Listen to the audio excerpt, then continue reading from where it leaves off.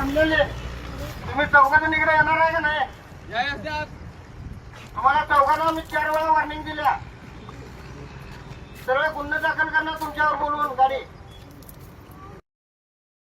इचलकरंजी महानगरपालिका यांच्या वतीनं आज या ठिकाणी पंचगंगा नदीमध्ये पाण्याची पातळी वाढत आहे आणि पंचगंगा नदीच्या वाळू किंवा डबके जास्त असल्यामुळे ज्यांना पोहायला येत नाही किंवा ज्यांना नदीच्या पाण्याचा अंदाज नाही असं कोणी व्यक्तीनं पाण्यात मुलांनी उतरू नये.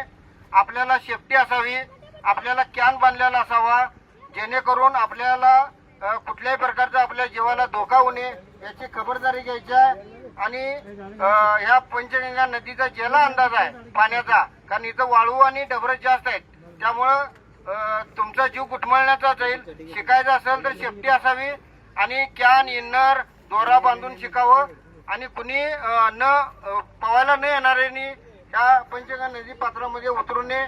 धन्यवाद. आजच प्ले स्टोअर वरून सहज योजना ऍप डाउनलोड करा आणि सर्व शासकीय योजनांचा लाभ घ्या.